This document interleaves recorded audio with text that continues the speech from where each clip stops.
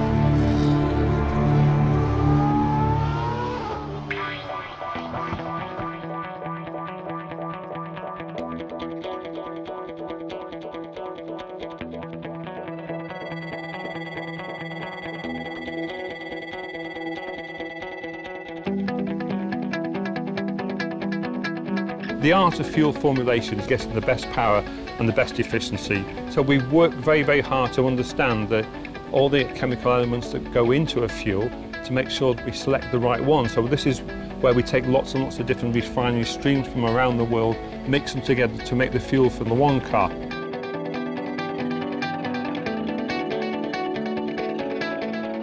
We have to understand the way that the compounds react, how quickly they burn. The engine is doing 18,000 RPM, so we're looking for compounds that burn really quickly and give it the best in efficiency.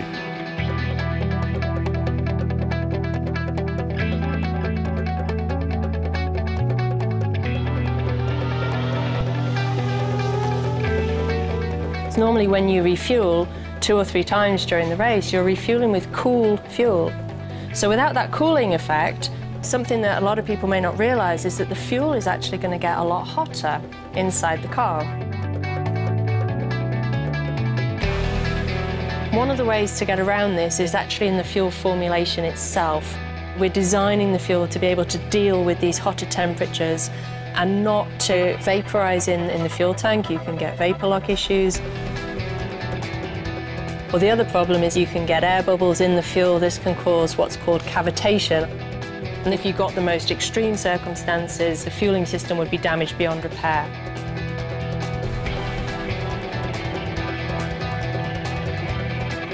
You're talking 20% of the weight of the car at the start is made up of fuel, so we've put a lot of effort into the fuels for this season to give them the best fuel efficiency on a weight basis. Conversely, if you've got a tank on the car that's a little bit small, you want the good fueling performance on a volume basis, so we're having to cover both angles. We had all these challenges, and I have to say the initial reaction was probably, oh God.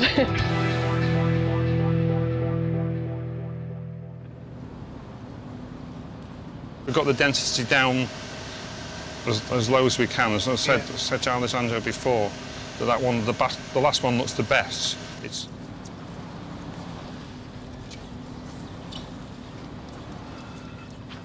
You can see from our measurements the fuel economy that's predicted is exactly what we're seeing, so that should give us a good advantage, I guess.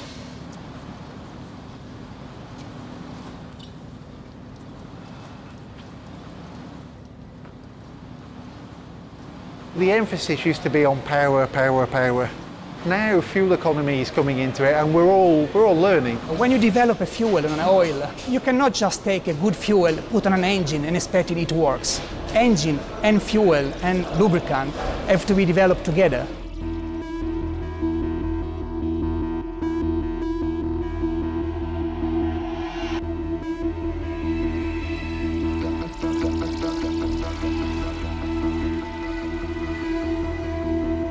You have to understand what you're doing. Just throwing ideas is not good enough. We need to do the genuine research work to understand what happens in an engine working at ridiculously high loads and speeds.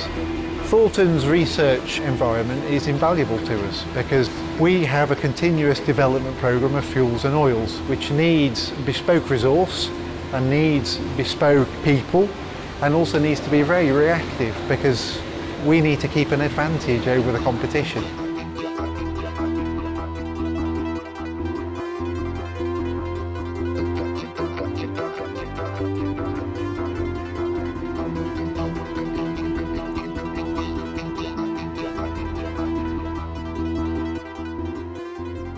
Yeah, we normally apply a lot of pressure, but they know us, so they accept this pressure because they are part of the team, they are part of the game. Dave is the team leader. He's English. He knows how to ring me up and challenge me and say, I want this fuel or I'd like this fuel now, and he's always pushing for development. Alessandro Rossetti looks after the combustion side of the engine, combustion efficiency. He gives you a really good insight into how the fuels are performing. So it's a rewarding part of the job is coming over here and chatting with the guys.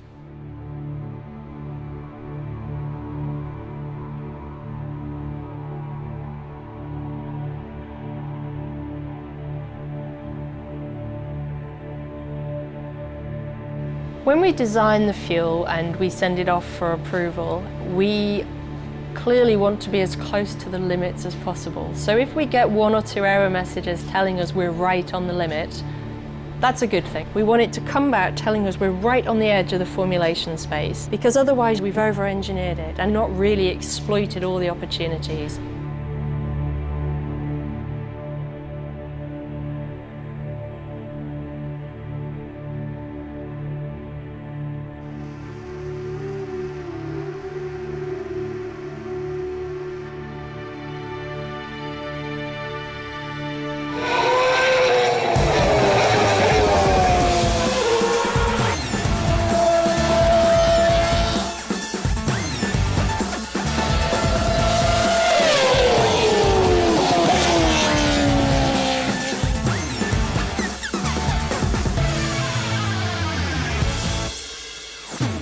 Let's say your engine uses a bit less fuel than another engine.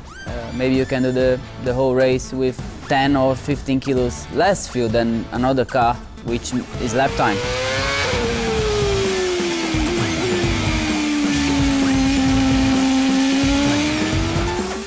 So we have some mix on the engine.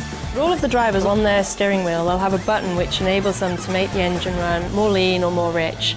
And really what that's doing is affecting the ratio of fuel and air inside the engine. By changing that ratio, you can use less fuel, but you will ultimately have less power. We have the torque map, which is raining or drying. You have different maps. So we have the revs. We have so many things on the steering wheel, which we are working a lot also when we are driving.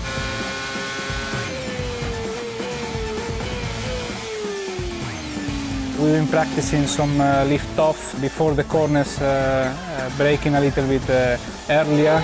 Can make 2 tenths slower the time lap, but around 2 or 3% fuel saving. When you have a heavy car, the way you go into a high-speed corner, you can go in a different way, which you use a little bit less the throttle, take it away the gas a little bit earlier, but braking much later. So you have many things you can do to save a little bit more fuel.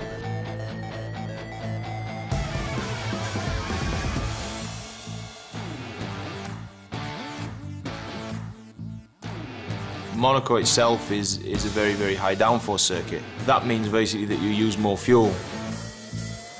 If you look at Monza, Monza is a very low downforce circuit, so you tune the car to have a very low drag level.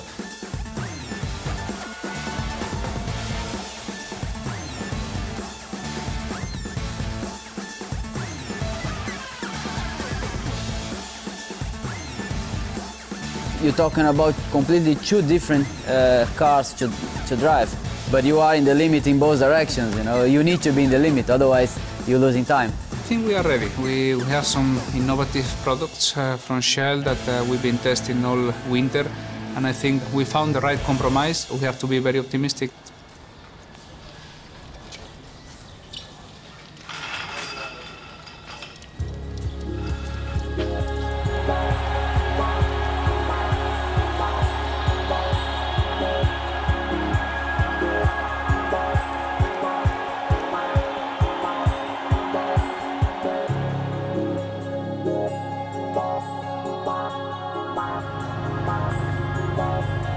Shell with Ferrari together now since the beginning have had 12 Drivers' Championships and 10 Constructors' Championships, and it's been a tremendous partnership. And obviously since '96, the partnership has been probably the most successful period for any one team in motorsport.